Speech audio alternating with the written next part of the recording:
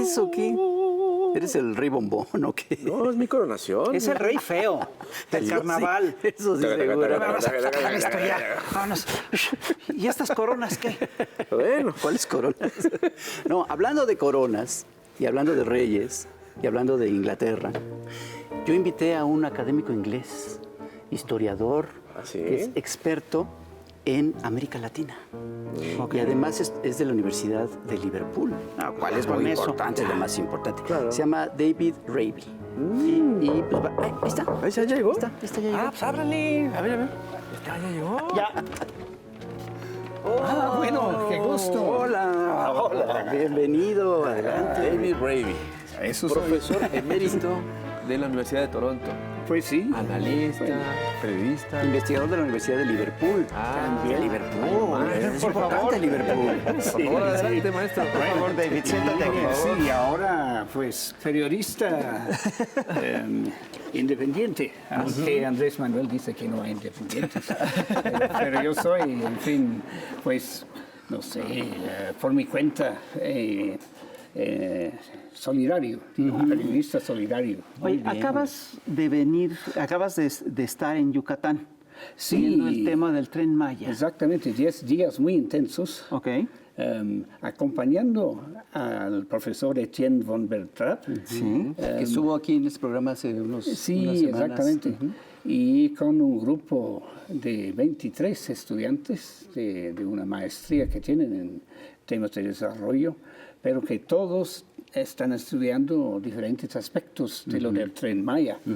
Y entonces lo han estado estudiando desde Londres y ahora tuvieron como un periodo intenso en campo, ¿no? Claro. Oye, la pregunta es, ¿cómo se ve desde Inglaterra todo el proceso del Tren Maya, el proceso de la Cuarta Transformación? ¿Qué se sabe? ¿Qué tanto se sabe? Bueno, mira, yo creo que es muy necesario, para mí es fundamental, construir solidaridad con este proceso de la 4T, ¿sí? Y construir solidaridad internacional.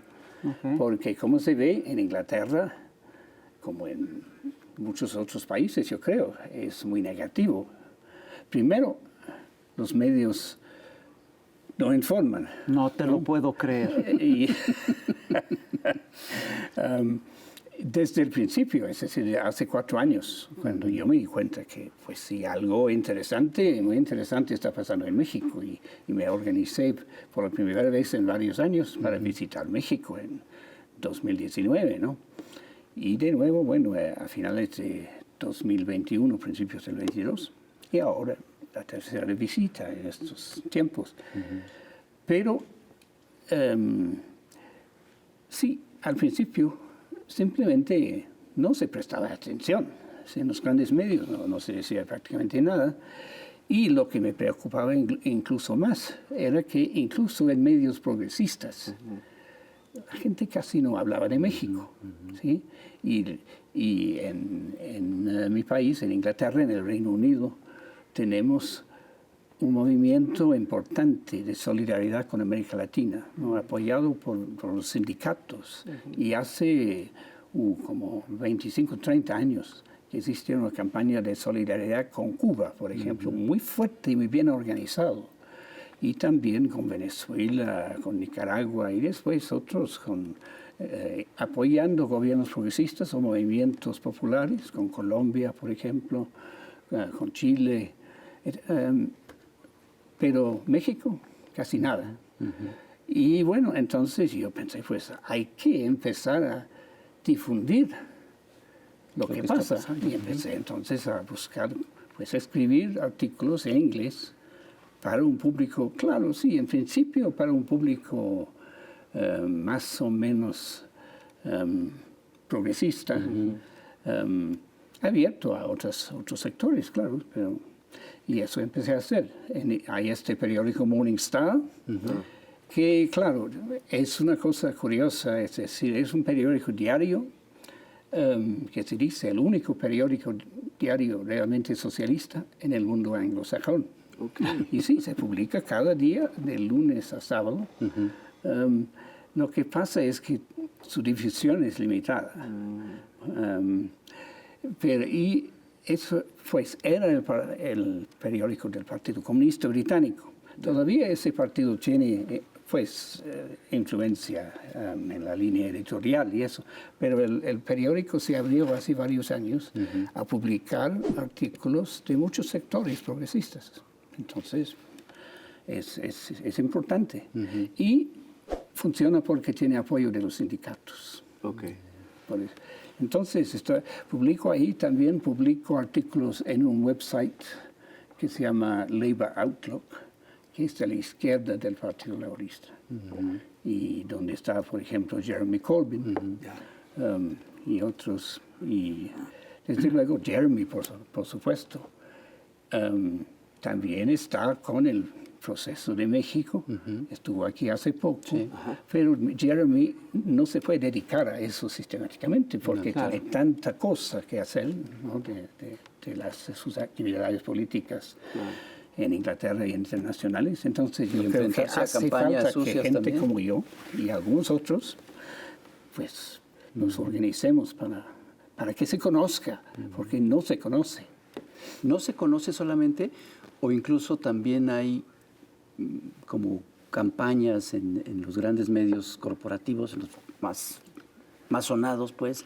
Sí, sucede un poco lo que sucede en México también, ¿no? Que hacen campaña en contra, porque están tocando intereses. ¿También sucede eso en Inglaterra? Sucede, claro. En los grandes medios masivos no sucede tanto porque no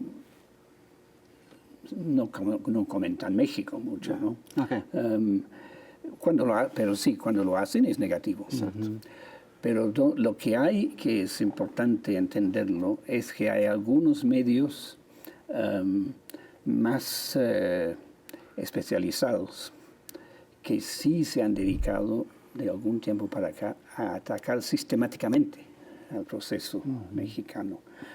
Por ejemplo, el Financial Times, la revista The Economist y la BBC Internacional, el servicio internacional de la BBC. Y ellos sí han estado escribiendo o publicando artículos. The Guardian, ¿no? Bueno, el Guardian, claro, como siempre, el Guardian es muy incoherente, digamos, pues sí, es coherente a su manera. No es, sí, los otros que mencioné son claramente en contra. El Guardian tal vez es más peligroso porque se presenta como de izquierda y a veces sí, hasta es capaz de publicar artículos más favorables, pero luego vuelve con un artículo terrible. Entonces sí, es engañoso. Y eso es la política de ellos. Sí. Aquí hay una cosa que me llama la atención, porque al final de cuentas, a mí no se me olvida que Inglaterra es uno de los bastiones del monetarismo a nivel mundial. Y lo que me llama la atención es cómo es posible que, digamos, a la vez que tienes empresas que están dispuestas a invertir en México porque la economía está estable, está funcionando bien, hay esta campaña o esta embestida en contra de un proyecto de este tipo.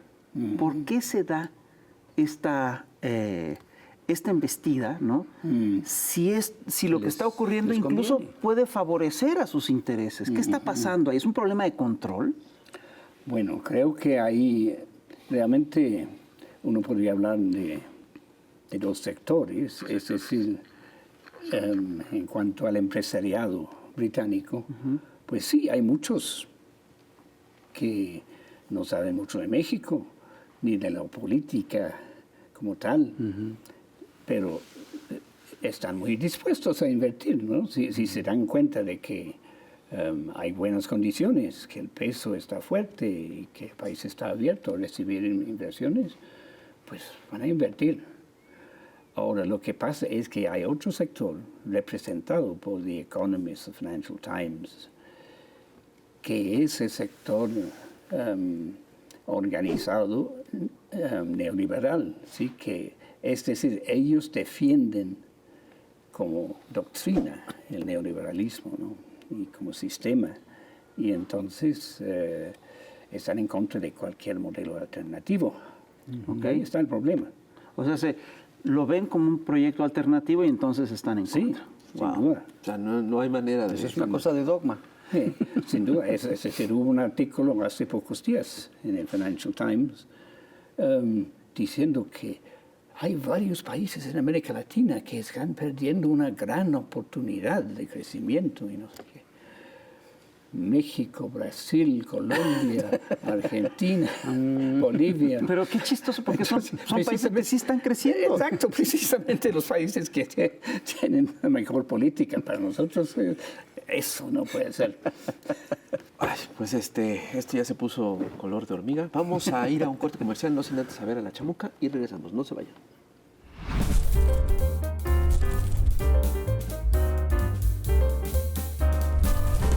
Querido electorado, este mes se cumplen 17 años de la represión en Atenco, Estado de México, bajo la gubernatura de Peña Nieto.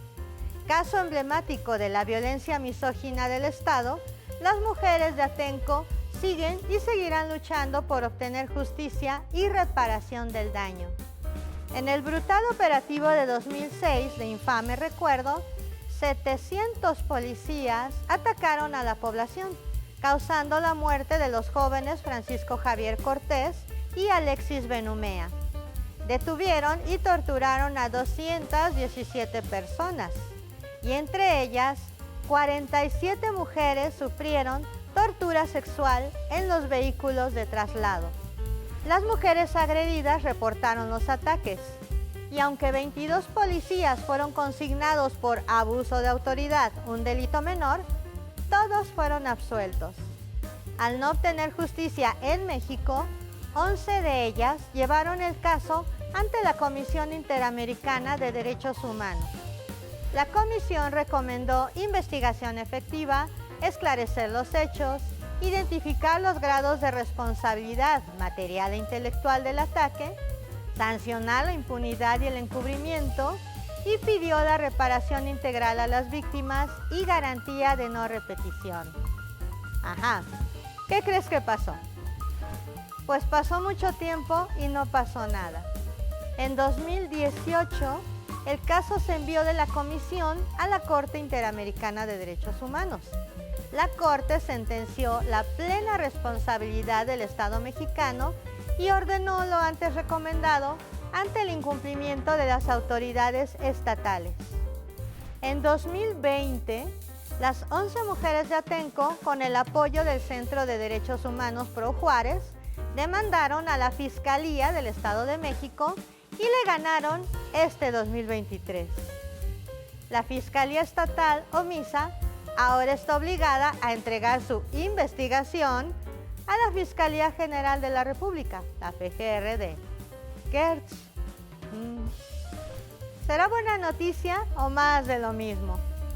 La FGR, a través de la Fiscalía Especializada en Delitos de Violencia contra las Mujeres, FEBIMTRA, debe de cumplir la sentencia de la Corte Interamericana, mientras Peña sonríe desde España.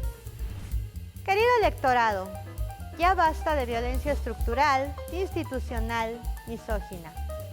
A 17 años del ataque y a 4 años de la sentencia de la Corte Interamericana, las 11 mujeres de Atenco siguen y seguirán luchando por justicia efectiva y reparación del daño.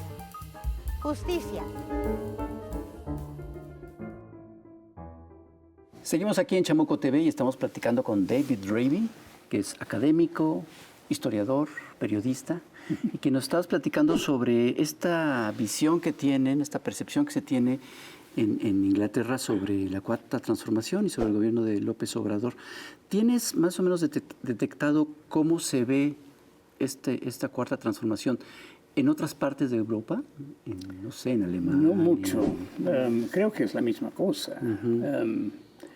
Sí, creo que es la misma Porque hay cosa. revistas, por ejemplo, en Alemania, especializadas, que también atacan mucho el modelo. Sí, pues no. Eso sí, seguro que sí, pero no. Oye, pero lo que yo veo es que es básicamente un conflicto de modelos, ¿no? Ellos están defendiendo un modelo que fue hegemónico durante décadas y que, perdón, tuvo efectos desastrosos. ha provocado ecocidio. No para ellos. No para ellos, es decir, para el planeta en general, ¿no? Pero sí permitió la concentración de capitales, la concentración de riqueza en unas cuantas manos, en ciertos centros financieros, y que provocó a nivel global crisis económicas, ecocidio, migraciones históricas, todo eso. ¿Qué tan defendible es ese proyecto? Pues yo creo que no es defendible. Okay. y eso cada vez más gente lo está entendiendo. Okay. Sí, Ese es el punto. Aquí en México, en América Latina, pero también en Europa, en mi país. Es decir, no voy a entrar en detalles de eso, pero aunque tenemos un gobierno conservador cada vez más derechista y terrible, pero las luchas populares, las huelgas, están creciendo de una manera impresionante, porque la gente no aguanta. Ahora, yo creo que en cuanto al proceso mexicano, hay que entender, pues sí, lo que yo quiero hacer es informar sobre todo de los aspectos positivos. Por supuesto, también hay que denunciar lo negativo y lo que dice el Financial Times o Economist, pero creo que es importante que la gente conozca. Por ejemplo, ahora que tuve la oportunidad de estar en sitio en lo del Tren Maya, pues quiero informar, sí, decirle a la gente, mira, esto es una maravilla. Es un proyecto de infraestructura pública al servicio de la gente que se está implementando con una dedicación, ¿no? Un ritmo impresionante, ¿no? Es decir, estuvimos ahí en ese sol tremendo, en la construcción, viendo cómo están trabajando y cómo están dedicados a terminar eso. Y el apoyo, no de toda la gente, pero de la mayoría de la gente, me parece, de la zona. Ahora, eso, por ejemplo, pero también Sembrando Vida. Okay. Nadie sabe nada de Sembrando Vida, ¿sí? Yo busco informar, y sí.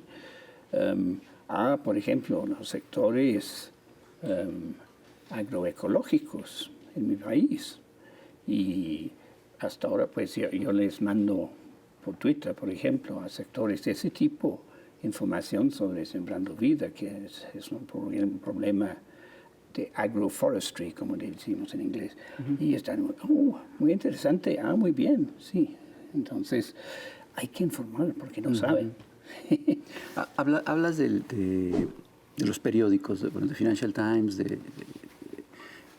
¿qué hay con otros medios?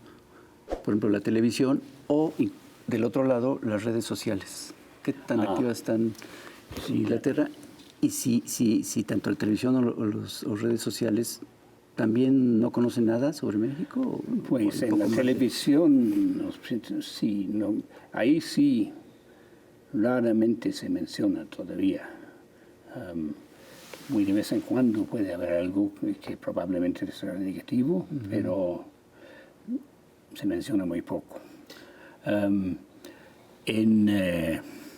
En redes sociales ya es otra cosa, claro, y ahí sí, claro, como aquí también, pues hay una lucha por construir redes sociales progresistas y también hay las redes sociales de derecha y, en fin, conservadoras y fascistas. Que repiten lo que los medios corporativos. Sí.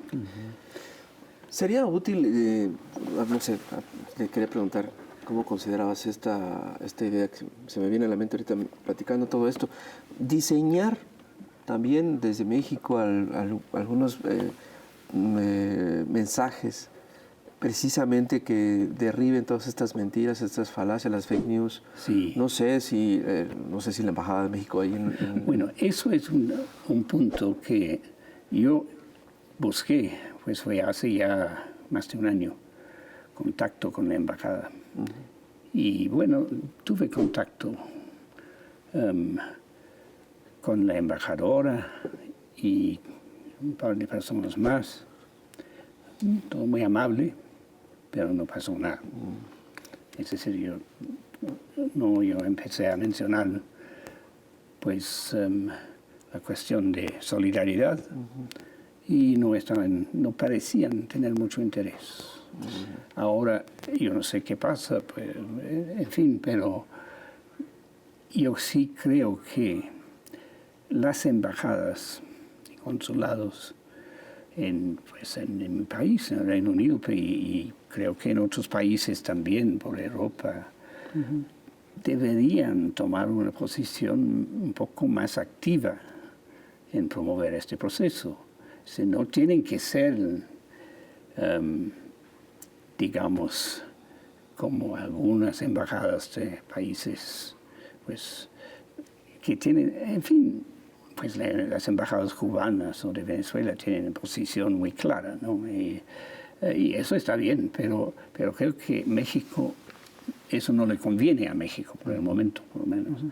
Pero sí, es decir, aunque las embajadas van a seguir haciendo su trabajo normal diplomático con todos los sectores en Inglaterra o en otros países, pero deberían por lo menos tener algún sector que da información sobre los procesos, ¿no? Sobre varios aspectos del proceso. Y bueno, aquí el problema es que en México tampoco tenemos mucha información sobre lo que está haciendo el gobierno. Es decir, hay también un vacío muy importante en términos de medios, en términos de narrativas. Pero tú estás tocando un tema que es muy interesante, que es el tema de la solidaridad. Ya son palabras viejas, son palabras que cayeron en desuso durante décadas. Es cierto. Que se quiso que cayeran en desuso. El mismo Friedrich Hayek decía que la solidaridad no existe, que la solidaridad es una cosa absurda, que es algo... pero es curioso porque esa lógica... El pueblo no existe tampoco. No, pero sobre todo la solidaridad no existe más que entre seres afines, decía. Lo que yo veo es una cosa muy clara, es decir, la gente que sí ha necesitado la solidaridad y que de repente recibe la solidaridad, sabe lo importante que es la solidaridad, porque de eso de repente depende su supervivencia. sí, Entonces estás poniendo sobre la mesa el rescate de un valor, y eso está muy interesante. sí, pues de hecho en mi país la legislación establece que organizaciones, digamos, comunitarias, voluntarias, no gubernamentales, se pueden registrar con la Charity Commission y entonces tienen estatus oficial de charities, es decir, obras caritativas. Okay. Y claro, precisamente muchos de nosotros, de los que somos más políticos, decimos, no queremos hacer caridad, ¿no?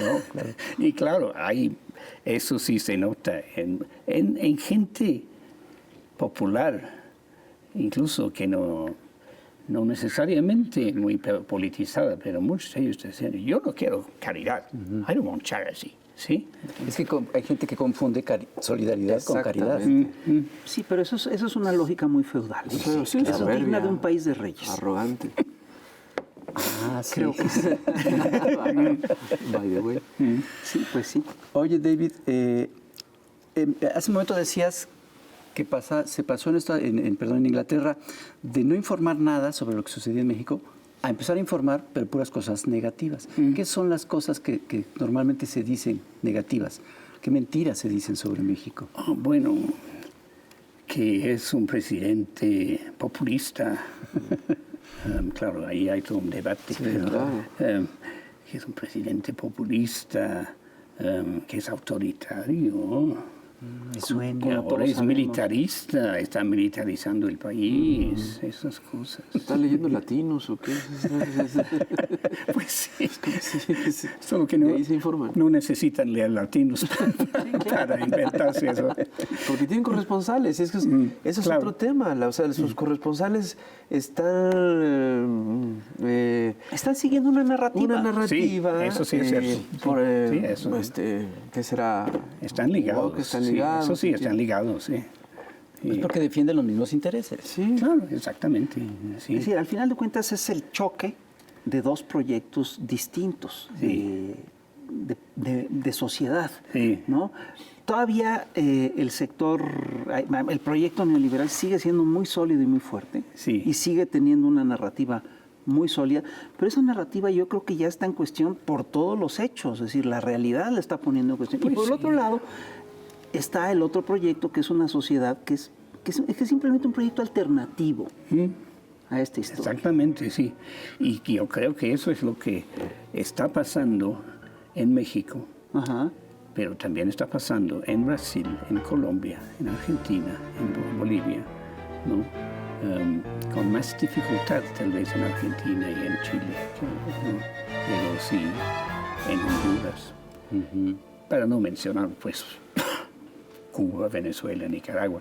Pero es decir, son procesos de cambio popular, ¿sí? Para buscar un modelo alternativo y ahora hacerlo en conjunto. Alternativo y humanista, ¿no? Sí, exactamente.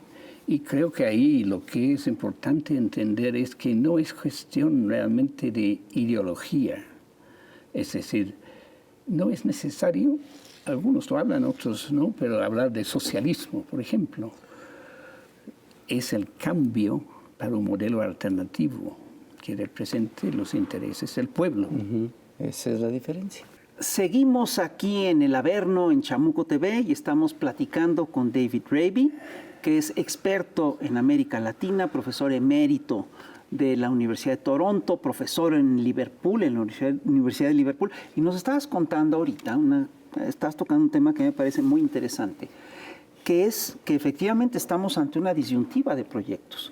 Y es curioso porque muchos de estos proyectos alternativos, el mundo sigue siendo hegemónicamente un mundo neoliberal, monetarista, pero hay toda una serie de países que están buscando alternativas distintas y muchos están en América Latina. Yo te pregunto, ¿por qué estos países, por qué esta alternativa se da en América Latina? Ah, pues, sí. Pues hace mucho tiempo que yo he pensado que por varios motivos culturales e históricos, América Latina tiene como, sí, una cultura especial, diferente. Una cultura política distinta. Política, sí. Y que entonces, pues, la idea del antiimperialismo y también de la organización popular, de la democracia, no tanto en el modelo liberal clásico, sino democracia concebida como poder del pueblo, que puede tomar varias formas, ¿no? Que eso tiene raíces fuertes en América Latina. Y es por eso que cada rato han surgido movimientos alternativos, ¿no? Con expresión política. ¿Tendrá que ver que al norte del continente haya una superpotencia? Eso también, claro, sí, es una reacción en contra de eso, sí. Y aunque pues también hay ejemplos más en el Cono Sur, pero no, creo que no es casual que varias de las revoluciones más radicales se dan en países más cercanos al Coloso del Norte, en Cuba, en México, en Nicaragua, en Venezuela. Sí, claro. O sea, ¿tú no estás de acuerdo con lo que acaba de decir un senador republicano de que México sin Estados Unidos comería en una... Estaríamos comiendo comida para gatos. En una lata y que debajo de una carpa. Bueno, ¿qué puedo decir? Tienes libertad absoluta de expresión. Claro que no estoy de acuerdo. Sí, pero eso... ¿De dónde viene esa soberbia? Pues, bueno, claro, viene de un país que ha sido y sigue siendo, aunque lo está perdiendo claramente, que Está ha sido desesperado. muy hegemónico en el mundo, ¿no? Entonces, es decir, era el caso de mi país, Claro. pero que hace ya un siglo que va para abajo. Y claro, ha buscado finalmente, después de algunos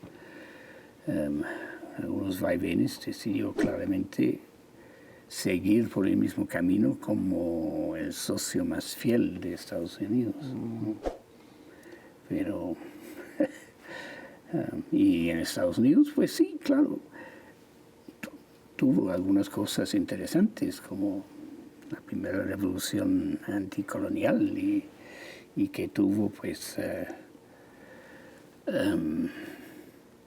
algunas expresiones populares, democráticas, interesantes en el siglo XIX y hasta principios del XX, pero que se fueron disminuyendo y excluyendo totalmente, porque cuando se volvió claramente, pues primero una de las grandes potencias Y después la superpotencia. Superpotencia. ¿Cómo fue que surgió en ti ese interés por América Latina? Ahí sí fue casualidad, yo creo. Es decir, cosas, pues, primero el interés por los idiomas, aunque yo no estudié idiomas como tal en la universidad, pero en el colegio, pues primero fue el francés, y que cuando tenía 14 años hubo un intercambio con Francia, y donde de repente entendí que no era una cosa académica, era un idioma que se hablaba, y empecé a hablarlo. Y después vino el español, ¿sí? Y el portugués, y bueno, y el alemán también estudié, pero casi nunca lo usé, así que eso no hablo alemán, entiendo un poco, pero Pero hablas francés, portugués y español. sí, y un poco de nada más. inglés. Todos hablamos un poco de inglés. Sí, sí. Pero entonces, pero la otra cosa, pues sí, claro, empecé cuando estaba haciendo mi BA como licenciatura en historia en Cambridge. Hubo unos profesores interesantes y empecé a tener otras ideas, ¿no? Aunque, y bueno, también contacto con el movimiento obrero británico. Pero he pensado recientemente, tal vez, digamos, the rot set in earlier. El problema empezó antes. Incluso aunque yo fui a un colegio particular, de élite en Norwich, no boarding school, yo quedé en casa, pero sí asistía a ese colegio muy exclusivo y en general muy conservador, ¿no? Pero hubo un profesor de historia joven que llegó cuando yo tenía 13 o 14 años y que hacía, es decir, la historia la hacía viva. ¿Sí? Y, por ejemplo, nos daba clases sobre la Revolución Inglesa del siglo XVII y, es decir, la derrota del rey, los realistas, y la ejecución del rey Carlos I por los parlamentarios en 1649, y los debates que hubo en que pues se formó, es decir, los parlamentarios formaron lo que fue más o menos como el primer ejemplo de un ejército popular revolucionario en el mundo, el New Model Army de Cromwell. Y claro, hubo, justo antes de que ejecutaran el rey, hubo debates de representantes populares del ejército, en que pues estaban diciendo algunos, el inglés más pobre tiene derecho como el más rico, sí, y cosas así, y que la tierra tiene que ser para todos. Y entonces, claro, eso acabó por asustar incluso a los máximos dirigentes del ejército, como Cromwell, que acabaron con eso. Que son las mismas causas que en México. Pero claro, había por unos años esos grupos que se llamaban levelers, niveladores, y diggers, que eran los cavadores, porque fueron a trabajar la tierra en común. Entonces, esas ideas ya estaban ahí. Sí, claro.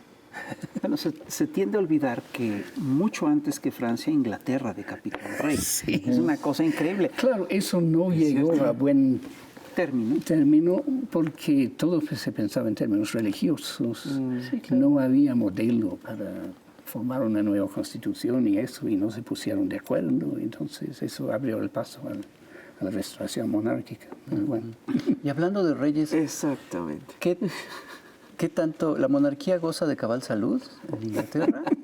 A propósito del reciente... Pues no, sí, Se resiste a morir. Hubo protestas. Sí. No es mi rey. Carlitos III no está tan... Claro, esos sectores son minoritarios todavía, sí, sin duda, pero están ganando más presencia y más expresión, porque sí, es decir, primero porque sí, aunque Carlos, pues sí, tiene ideas como buenas en algunas cosas, es como ecológico en sus simpatías y cosas así, pero lo están coronando con toda esa pompa y circunstancia como rey. Y él dijo algo que resultó muy desafortunado, dijo pues el juramento de lealtad al rey, que normalmente pues sí lo hacen los principales de la corte y eso, en ceremonia formal, y él dijo vamos a democratizar eso y para que la gente en común también lo haga. Y entonces a eso sí, claro, desató toda esta ola de protestas porque la gente dice, yo voy a decir eso que yo juro fidelidad y obediencia, ¿no? a Carlos III como mi rey. Pues no.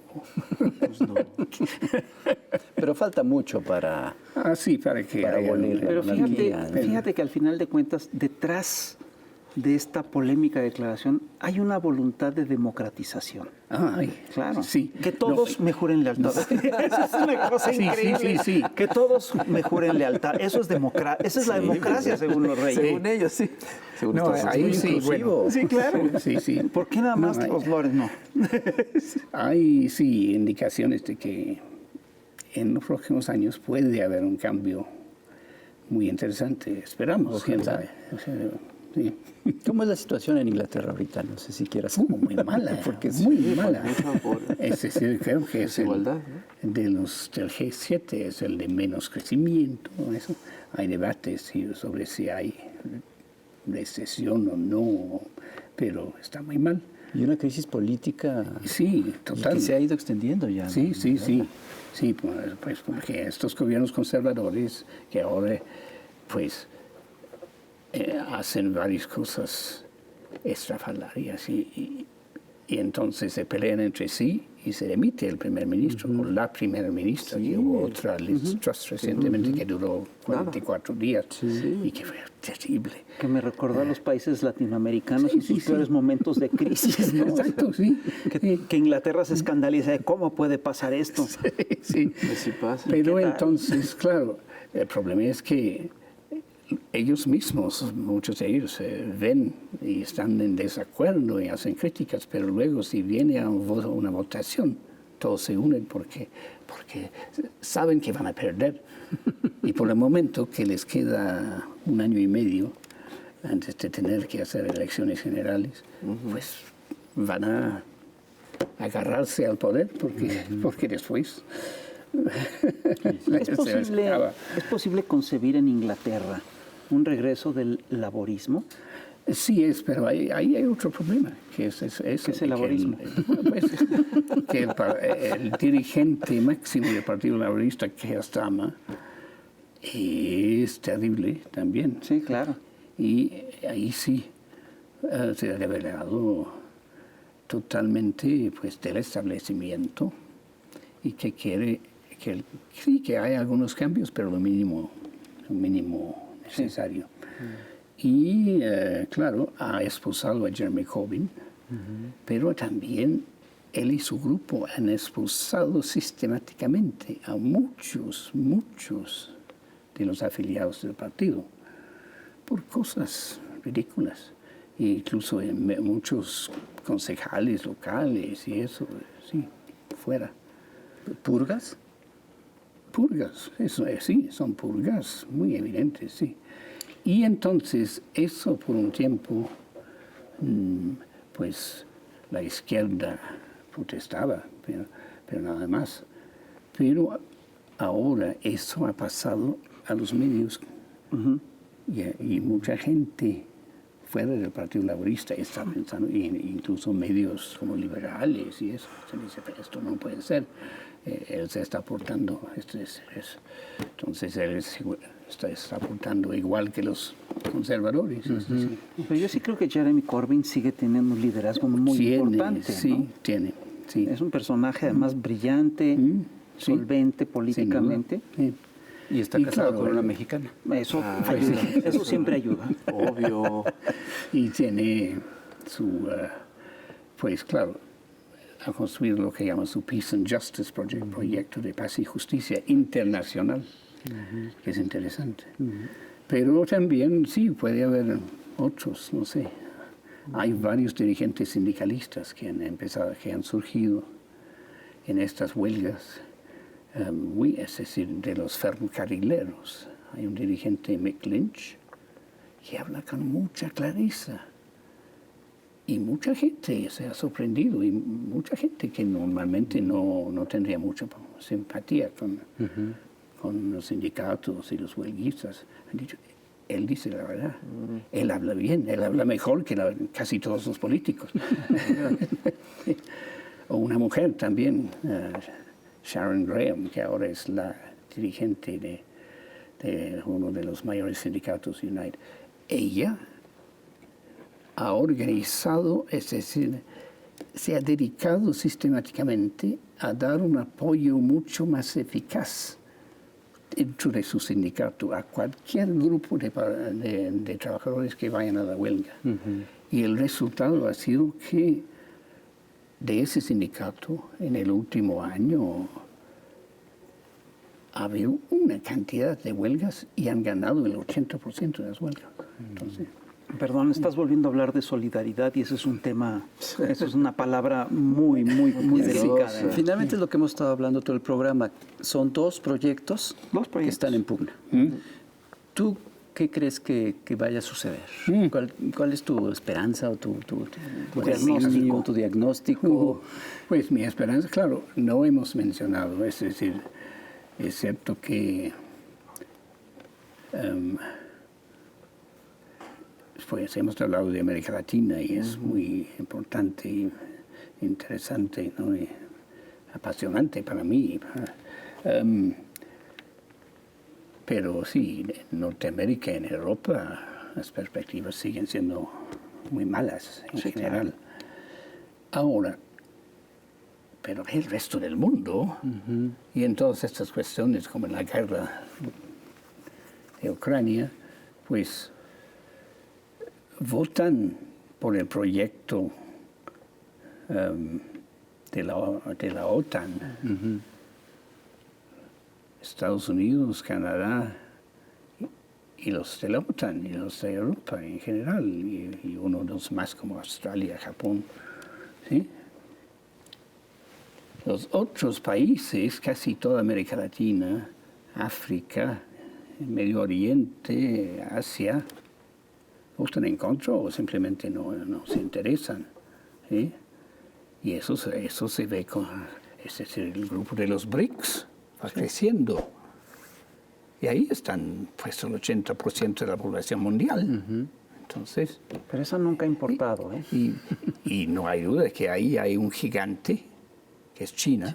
Claro. Pues entonces... Uy, pues se ve un gran signo de interrogación. Pues sí, es decir, yo creo que el gran peligro, bueno, un peligro sería así, si fueran a hacer una guerra nuclear, y ahí sí, pues como decía un amigo, pues entonces no hay que preocuparse Pues sí, por nada. sí, sí, claro. Sí, si pasa eso ya es lo de menos. Ya se Ahora, resuelve todo. Pero ¿estás de acuerdo con lo que dice López Obrador de que estamos viviendo momentos estelares? Claro que sí. Y porque si eso no pasa, si se va de alguna manera paulatinamente resolviendo la cuestión de la guerra, con estas iniciativas de China, de Brasil, etc. Incluso el otro día dijo Henry Kissinger que él piensa que eso va rumbo a un proceso de negociaciones y que para el fin del año a lo mejor acaba. Bueno, ojalá. Pero entonces, en ese caso, creo que hay buenas perspectivas, porque en ese caso los de Europa y los de Estados Unidos mismos pues se van a dar cuenta que no tienen alternativa, ¿entiendes? Y hay incluso dentro del Partido Demócrata y Biden, claro, por eso Andrés Manuel sigue con su posición, que yo creo que, pues, sí tenemos diferencias y los expresamos, pero tenemos que negociar con ellos y lo hacemos. Y además, yo creo que Biden es una buena persona. Bueno, es decir, creo que... No es el senador Kennedy. Digo, sí hay una diferencia. Sí. El otro sí es una mala persona. Sí, el otro es un... Bueno, lo que sabemos. Pero yo creo que sí, porque ha habido varias personas dentro del Partido Demócrata, incluso algunos republicanos que han empezado a decir: tenemos que buscar adaptarnos a la realidad del mundo multipolar. Eso sí es interesante. Hubo hace como un mes, tal vez, alguien me lo mandó por Twitter, una charla que dio, ¿cómo se llama? Jake Sullivan, ¿cómo es el apellido? El jefe de seguridad del gabinete de Biden. No recuerdo. No recuerdo de eso. Es Jake alguien. Pero él dio una conferencia en algún como tanque de pensamiento en Washington o Nueva York, en que sorprendió a todo el mundo diciendo: tenemos que entender que no podemos seguir de esta manera, es decir, que hay que buscar, se necesita invertir en nuestra infraestructura, hay que invertir en un modelo constructivo, hay que negociar con todos estos gobiernos en América Latina, también con China hay que negociar. Es decir, entonces, Mira. La aceptación del fin del mundo eso unipolar. es. Hay un francés que se llama Arnaud Bertrand, que lo sigo en Twitter. Y creo que él repitió esto. Y es un hilo de como 20 tweets con extractos del discurso de este jefe de seguridad. Y es como Pues es aceptar la realidad. aceptar la realidad, sí. Nada de- Es más sano. Es más sano. Entonces, esas cosas dan cierta esperanza, ¿no? Sí, sí, sí. Pero yo creo que tenemos que ser optimistas, aunque sea a largo plazo. Exacto. Pero ser optimistas. Sí, sí.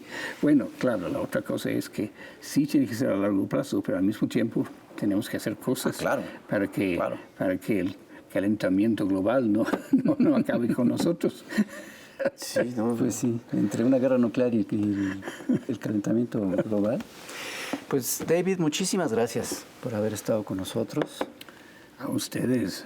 La próxima vez que vengas serás recibido, bienvenido. Siempre, muy bien, muy bien. Y si ustedes por acaso, algunos de ustedes venga por Inglaterra, desde luego, ahí está. Ah, perfecto. Pues así lo hacemos. Pues muchas gracias, en verdad, querido maestro. Sí. Ahí nos vemos, ahí están repartiendo las tarjetas. Venga, David Raby.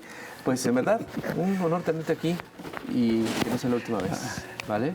Sí, Muchas gracias, cuídate mucho. Señoras y señores, otro programón, ya lo sabe, cuídense mucho, nos vemos a la próxima. Y ya lo sabe, hay chamuco por rato. God save the chamuco. Nos vemos. Bye.